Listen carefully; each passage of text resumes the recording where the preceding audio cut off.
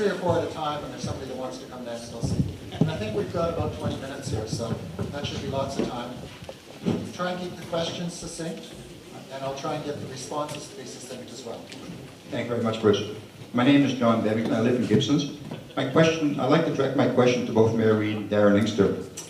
My question addresses the need for public involvement and transparency with respect to both the appointment of community forest directors and the present closed-door policy of the Community Forest Board. My first issue is Community Forest Board appointments. What are your positions regarding the need for more public involvement that has been done in the past when appointing directors to the Community Forest Board?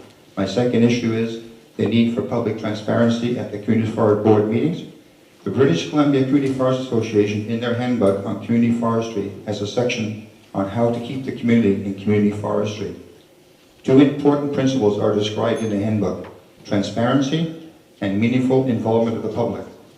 The Sechelt Community Forest is a member of the British Columbia Community Forest Association. The closing words regarding the principle of public transparency end with a statement: behind closed doors, backroom deals are not acceptable.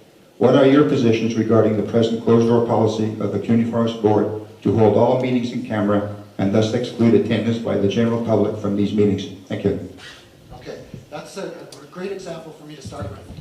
It's a good question and a supplementary we want to have in place, but it actually took longer than I'm going to give them to give their response.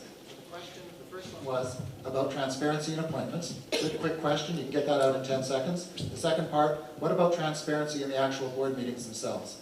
All of the rest basically just expanded time for other questions. So we got 2 questions here. One of them is on transparency of appointments. The other one is how does the board conduct their meetings? And I'm going to try and do that all night to keep you, because there's lots of people that have questions, so I'm going to try and narrow them down.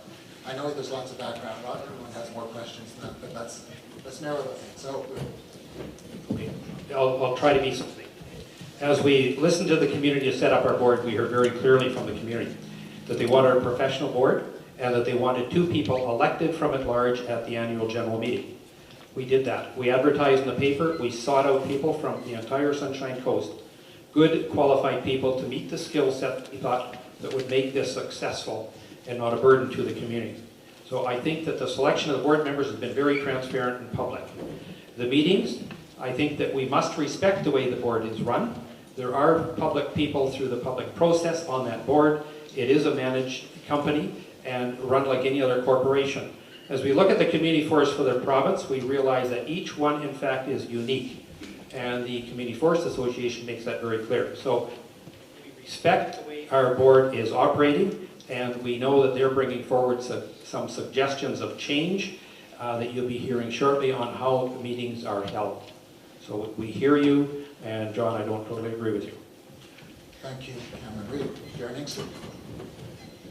Well, in answer to both your questions, John, I guess I could say that as you look at my brochure and as I've done my advertisements, what I'm saying is I will be more open, I will be more transparent, and that deals and looks at all district functions. I think there's been a concern in the community that we're not doing enough of that. I will look to see where we're failing the community and make us more open, more transparent. Community Forest Board, remember that that's a company and it's a corporation at arm's length from the district, and I will look at that corporation with my council and determine whether some changes need to be made within the reasoning that it still has to function as a board and still has to have some discussions behind closed doors because they are a company. But I will look at that model, I will look at other models in British Columbia and see how we can change our board to more reflect what the community would like to see with the constraints of that business model and what they're doing throughout BC.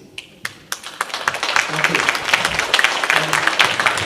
Just a word to both candidates and to the council candidates. You can see if they move just a little bit away, it cuts out some.